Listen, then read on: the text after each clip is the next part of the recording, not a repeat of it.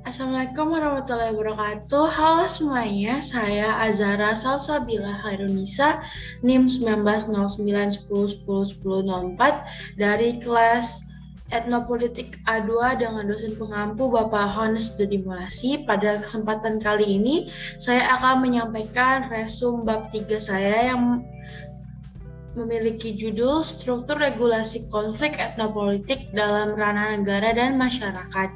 Jadi bab ini tuh membahas tentang beberapa skema tipologi dalam meninjau pengkategorian regulasi konflik.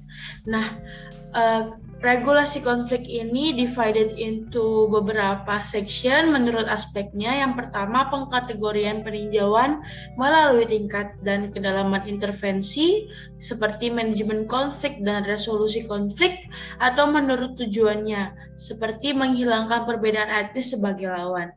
Skema kali ini berfokus kepada konteks kelembagaan, keberadaan para aktor, dan pada tingkatan intervensi tertentu. Hal yang dipertimbangkan hanya berlaku pada regulasi yang bersifat konstruktif. Lalu ada dua dimensi yang dipakai. Yang pertama yaitu aktivitas mikro dalam ranah negara. Banyak kegiatan yang relevan di dalam dimensi ini, yakni seperti negosiasi antar negara dan kelompok etnopolitik. Perjanjian yang dilakukan untuk menyeimbangkan kepentingan antara minoritas dan kelompok minoritas dan mayoritas, pembentukan badan penasihat khusus untuk mengawasi kepentingan khusus minoritas, langkah-langkah penerapan HAM, supremasi hukum, peraturan mengenai pelarangan diskriminasi, memastikan adanya kesetaraan, dan sebagainya. Selain pihak yang terlibat, pihak ketiga juga ikut berperan dalam hal ini. Lalu ada aktivitas mikro dalam ranah masyarakat. Konflik etnopolitik ini tidak hanya menjadi perhatian para politikus, pemimpin, atau negara, tetapi juga menarik perhatian struktur sosial. Hal ini mempengaruhi jenis sosial dan latar belakang para aktor konflik. Terdapat perbedaan dalam pengertian peacemaking dan peace building. Peacemaking ini lebih ke usaha menuju perdamaian melalui resolusi masalah konkret yang kebanyakan masalahnya disebabkan hanya dari adanya perbedaan kepentingan. Sedangkan kalau peace building ini dia ranahnya lebih luas, dalam jangka waktu yang lama juga masalah yang lebih beragam. Dalam ranah mikro ini terdapat banyak inisiatif yang dilakukan untuk meredamkan konflik meski akses yang dimiliki masih tidak memadai, tetapi paling tidak mereka melakukan pranegosiasi sebelum melakukan negosiasi resmi.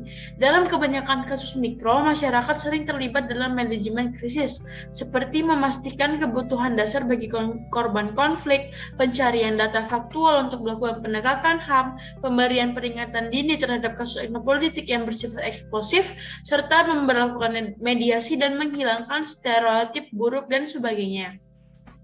Lalu selanjutnya ada aktivitas makro dalam ranah negara. Dalam makro ini terjadi beberapa kasus konflik etnopolitik maupun etnonasional yang mana solusi akhir yang mereka lakukan adalah dengan melakukan gerakan separatisme oleh kelompok yang merasa dirugikan oleh negaranya. Dan dari gerakan ini jarang sekali yang berakhir dengan kedamaian. Serta yang terakhir yakni aktivitas makro dalam ranah masyarakat. Kegiatan pada ranah ini paling tidak signifikan dalam regulasi konflik karena LSM tidak berdampak secara menyeluruh terhadap lapisan masyarakat. Badan negara lebih terpandang dibandingkan LSM karena terdapat pemikiran bahwa perdamaian struktural dan jenis kelembagaan merupakan wewenang badan negara. Hal ini membuat kita harus melihat penggunaan identitas sosial lain yang dapat digunakan untuk mengubah konflik dan menerapkan peace building.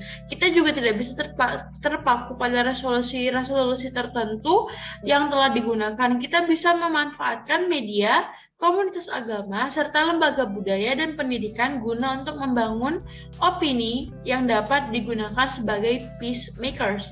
Oke, sekian dari saya. Saya akhiri. Wassalamualaikum warahmatullahi wabarakatuh.